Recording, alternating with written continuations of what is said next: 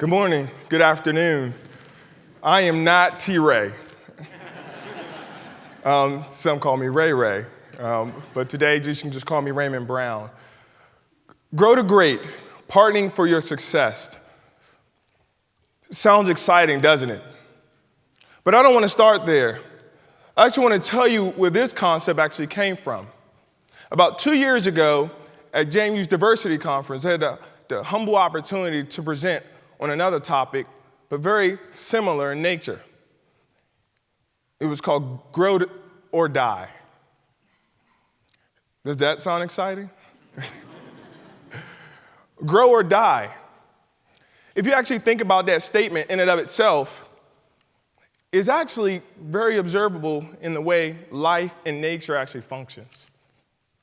Either you're growing, heading in a direction going forward, going upward or expanding, but if not that, by default, you're going backwards. You're going low. You're decreasing. And that movement is always death. And so as I think about this concept, grow to die, it wasn't anything new to me. It actually came from a similar work by the man George Land, Grow or Die. As you can see up on the screen, the title of the work was The Unifying Principle of Transformation. From this work, he suggested there's 3 phases of growth. Those 3 phases being accretion, replication, and mutualism. All of these 3 phases we experience at some point in life. So as I walk through these phases, there will be some of these phases that you'll try to say, that's not me.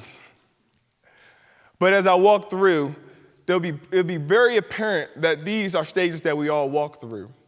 And as I walk through these stages, what I want you all to do is to pay very close attention to this last stage up here, and that's the mutualism. Because it's through mutualism that we actually create wealth, innovation, and diversity. And so we have 3 stages: accretion, replication, and mutualism. Let's start with accretion. What is accretion? As you can see up on the screen, it's the me stage. It's that idea that all that I do, all of the energy that I put out, anything that I do in the direction I move in, it's all about me and myself. There's a character that I once watched growing up. His name's Beaker. And if anybody knows his language, you understand. You don't understand his language, actually. You hear the only thing coming out of his mouth is me, me, me, me, me. Now, for those who don't know this character, he often was the person within the scope of the clip as one who was very clumsy, one who had a lot of mishaps, one who couldn't just get it together. Now, I chose this specifically because for us, we all have this stage that we walk through. The me stage. By the show of hands, how many of you all have young kids? Okay, by a show of hands, keep your hands up. How many of you all have been a kid? Okay, you can put your hands down. So we all experience this me stage. We know what it feels like. If I can characterize it, it's very much seen in the life of an infant. An infant doesn't have any idea of how to do anything or how to go about serving anyone. And so all that infant's responses and movements and actions are a plea and a drive and an intention to serve itself. Now that's not a bad thing, because from that state, from that motivation, we will survive. But that doesn't last long, which is why I bring up Beaker here. Because after a while, if you're only about yourself, if you're only bringing ideas and things to only serve yourself, then soon you won't have a plethora of tools, resources, or ideas to help you move and shift and adapt when things don't go the way you want them to. We see that in the temper tantrum of our kids, right? Hey, we see it in temper tantrums we throw, right? And so the me stage. Now again, we need this stage. And all of us, because we've been infants, we walk through this stage. Because at some level, we need to establish self-identity, and we need to establish what does it take for me to survive. But again, we cannot stop there.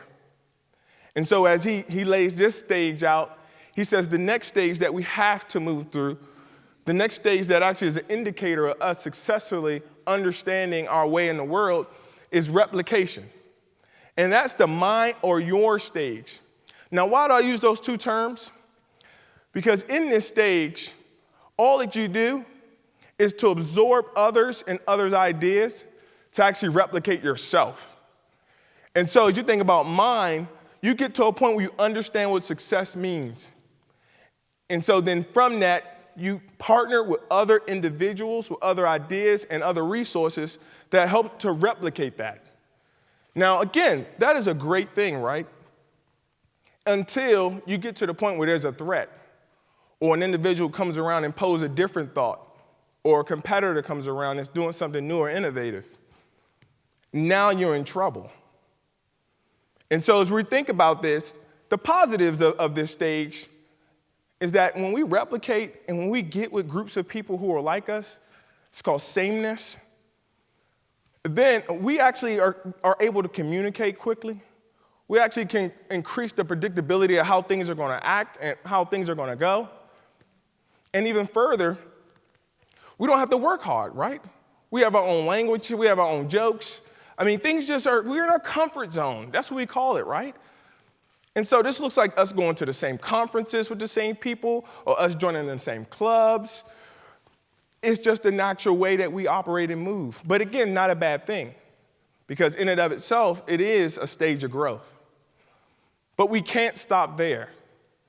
And this is what I want to land on you right now, that I think George Land in his work, Grow or Die, was really trying to suggest, is that we go from the me-centeredness to the mine, your-centeredness, to the we-centeredness. But we can't get there if we're clinging to sameness.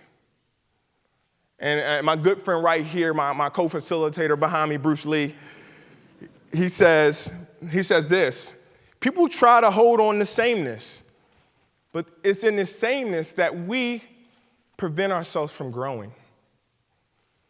You know, one of the things I love to do is work out. I don't know if you all can tell I'm pretty ripped underneath this jacket here, right? And one of the things I do is I go to the gym, and I mean, I'm not very creative. I actually go to the same machines in the same order. I probably should switch that up. So if you have any trainers in here, please help me out after this. But in that example, really, I'm not challenging myself. I come home, and my wife says every time, I don't see nothing different, Raymond.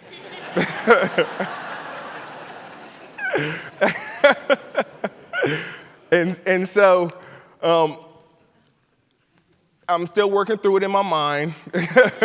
But what the point is I'm going to have to change it up. I'm going to have to go on a different machine to work out a different body part. But before I do that, I actually have to take on a different mindset and actually move myself out of my comfort zone to do something different. Because it's in that different is when we actually start to grow. It's actually when we start to gain and start to gather. And we actually start to create a different and a newness that wasn't there before. And so as I think about this last stage that I want to suggest, is that's mutualism. That's the we stage. That's the stage that when we get to a point when we realize is that we can't do it all on our own, and we can't continue to grow, flourish, and innovate. We keep bringing in the same ideas and thoughts. And so through the concept of mutualism, we actually step into an attitude and understanding that actually taking on somebody else's different perspective, their different idea, or taking this random resource, whatever it may be, is actually what I need to stay agile and to stay ready and equipped in a fast-changing business market and society. And so as we look at this, I ask you all, as you're taking on this concept, as you're here at this event, what does that look like for you as a local business leader? When's the last time you had lunch or dinner with a business partner that's not in the same industry as you? When's the last time you sat down with a different couple of a different nationality or a different race? is as we start to get into the same spaces and have dialogues with different people of different ideas, is when we really start to create, again, a newness. That newness is what we're trying to bring here to the Valley. And that is solely why we need to start to ask questions curiously. As you're thinking about all that you're doing and as you're operating day to day in your busyness, just take a step back and ask 1 or 2 questions curiously a day. What does that do? That actually opens you up to take in new information, new ideas, new data. That's what we need in order to stay innovative and creative and to be ready to take on, again, this fast and changing business market and society. 2, you like my friend, right? Big ears, if I can put it that way. Listen attentively. Oftentimes, if I can jump us back to the replication stage, oftentimes we're listening to people to pick up the same ideas and to conform others to what we want. But I would encourage and challenge us today to actually step back and listen with intent and attentively to what others have to say, to their ideas, what they're doing, and how they're innovating. Because it may be that partnership that may launch the next new thing for the Valley. And then this last thought here that I want you to take on: learn from everyone. I heard it once put, everyone is an expert in something you're not an expert in. This is something that takes humility. We don't know it all. No one in here. But as we, again, open ourselves up and we look at everyone and value everyone for who they are, their perspective, and where they're coming from, we position ourselves to learn something from everyone. Again, as we ask questions curiously, as we listen attentively, and as we learn from everyone, we position ourselves well for this concept of mutualism, exchanging new and radical different ideas with others for the sake of building wealth, innovation, and diversity. So what does that have to do with our event here? Again, the title, the mission. I'll just talk to one of the creators of this event. What's the hope today? Is that today you all would understand this concept of mutualism, or more importantly, partnering with one another to create success. Valley Business Keynote, in bringing local leaders together to engage new ideas. That's what we're trying to do. The hope is that today you'll leave with at least one nugget. If not a nugget, you'll leave with a partnership with someone that would help change your paradigm just enough to keep you fresh, to keep you productive, to keep you innovative, to position the Valley to be attractive and to unleash the potential that's here. If I can give one example of that, and what we're going to specifically talk about today is around charity and nonprofits. We had a race that just went down on Saturday. By a show of hands, how many participated in that race? Yeah, we have a good number in here. Man, that was such an awesome event. I talked to the creator of the event. His name was Chad Lehman of Fine Earth.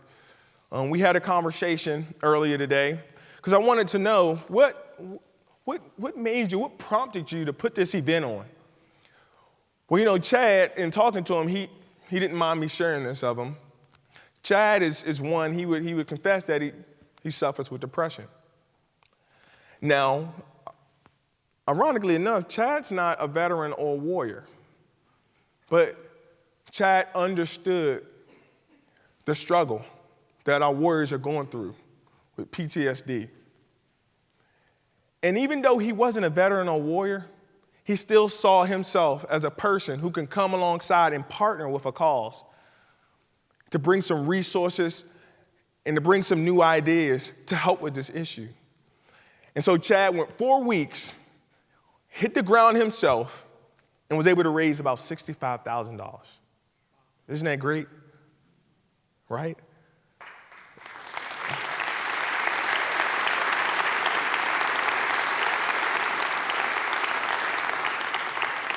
But even better,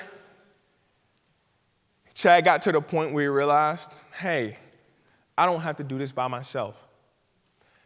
So Chad calls Harrisonburg local squatting team. He called some local businesses, and he connected with some volunteers.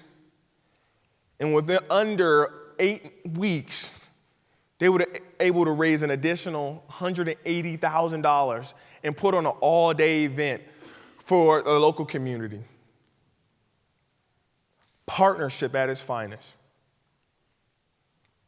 So if there's anything I can encourage you with, or any way I can challenge you, there's one thing I want you to hear, and two things I want you to be encouraged by.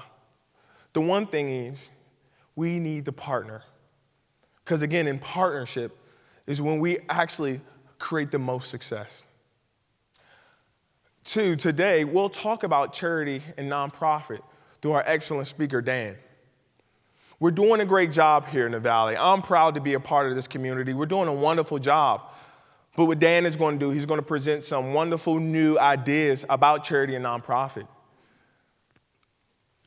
Take these thoughts, take these ideas, and ask yourselves, how can I use these to do better? And then lastly, and I think most importantly, as individuals, collectively as a community, how can we every day start to radically think differently in general? There's an opportunity for us as we stay open to new ideas, new thoughts, new perspectives, and new people. And I would say, and then with this, that it's in this spot, that's in this mindset of mutualism, in this mindset of partnering, in this mindset of being open to new ideas, new resources, new people, that we step into the biggest room of our life, and that's the room for growth. Thank you.